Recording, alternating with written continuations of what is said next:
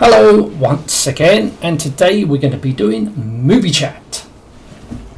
And the movie franchise I will be talking about and what I think of the films is a classic from the 80s.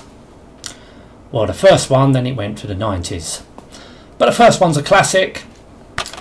Of course, it's Robocop.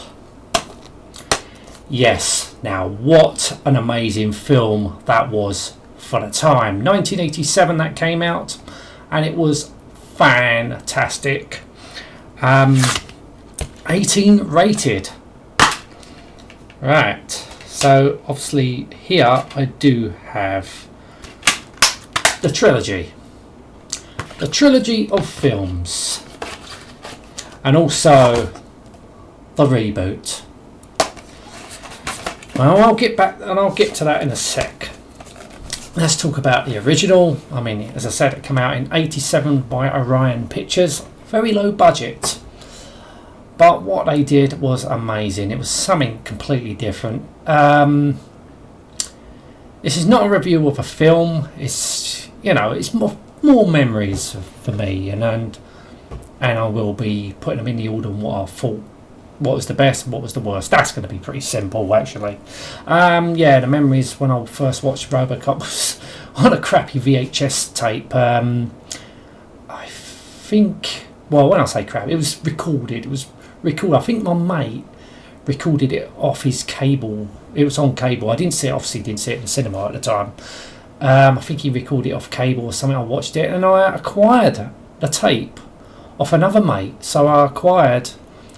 It was the theatrical version of it. Obviously, this Blu-ray version's got more uncut features. It was violent.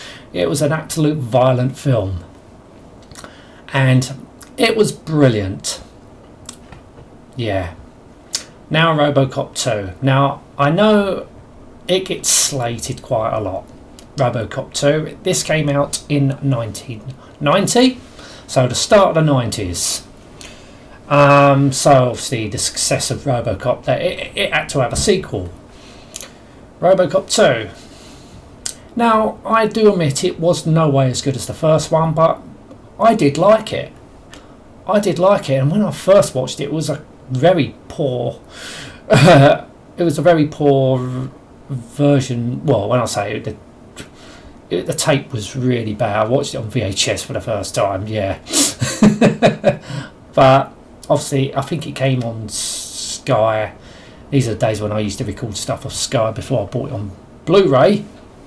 I think I did buy it on VHS back in the day as well. But yeah, when I watched it, it was good. I'm not going to say it's a bad film. It's a good film. I would say it was a good film. Robocop 2. No way, it's not as good as the first one. I think we all know that. That was going to be difficult. To top. You know, the first one was absolutely brilliant. You know, I'm not going to slate the second one because I thought it was good. I enjoyed the second one. But no, it wasn't as good as the third one. And then we come to Robocop 3. Wasn't the second one a 15 rated, or was it an 18? It says 18 rated on the Blu-ray set, but I don't know if it was actually an 18 rated when it came out. We're talking about the UK ratings over here, because that's what I'm used to. Robocop 3.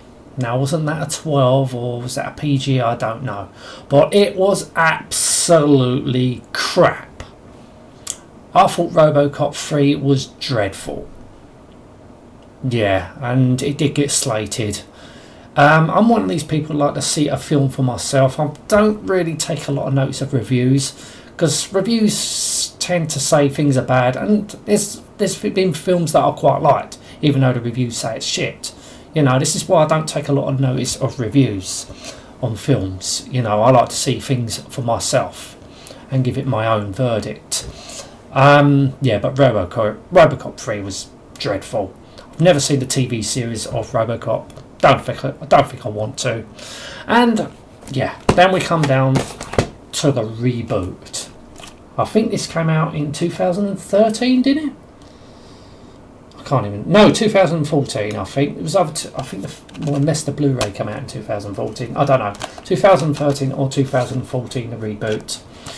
I've only ever seen this once, and my opinion on it: 12 rated. There you go, a 12 rated, and where the original was an 18 rated. That speaks volumes. That speaks volumes right there. So they wanted to make it appeal to the younger audience as well.